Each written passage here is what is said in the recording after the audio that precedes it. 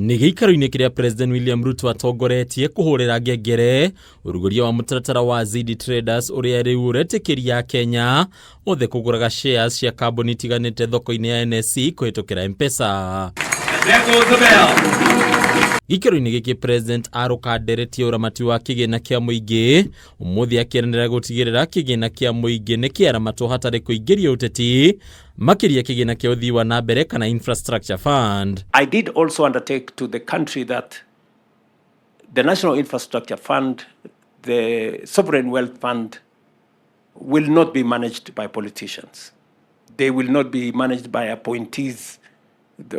In fact, anybody who has been in the public sector, you must have a 5-year cool-off before you can be considered to run this, to be part of the board and of these institutions. We want to depoliticize, we want to re-risk these institutions so that they can serve the greater good of the public.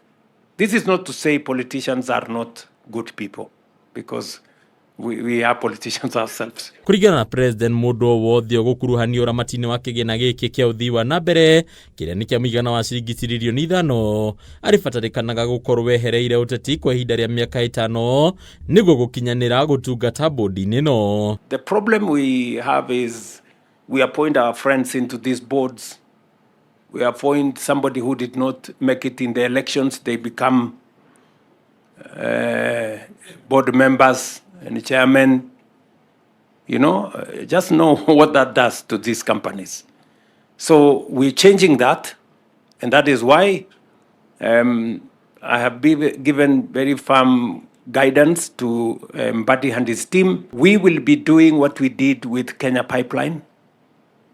We will be doing it with KenGen, and we will be doing it with KENYA. Ihinda-inĩ rĩu AKENYA nĩ moretio kũhĩmbĩria ũgũri wa shares kũhĩtũkĩra M-Pesa thimũ-inĩ ciao rĩu ũndũ ũyũ ũkĩmahe kanya ga kũigithia hatarĩ gũthiũrũrũkio thoko-inĩ ya NSE. This moment is a moment when we open doors to many people who otherwise would have no access to the capital markets. And you have said correctly, young people, women. When you hear people saying that yes, economy is growing, but it's in the hands or the pockets of a few, it's because the capital markets is not inclusive enough to accommodate as many people as possible. And I think the initiative we are taking today is clearly a demonstration of how then to expand the space and democratize wealth and be more inclusive. AKENYA nĩ moritio kwa kũingĩria ũteti thogora-inĩ no rĩu magĩtanya kũhũthĩra o thimũ ciao kũgũra shares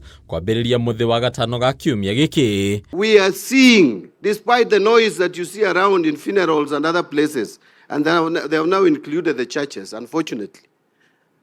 Kenyans have confidence in their economy because you see more local investment coming in to the capital market. So, Your Excellency. Haduinya kama TV retu na kwa ni Pataru wa Mwagi.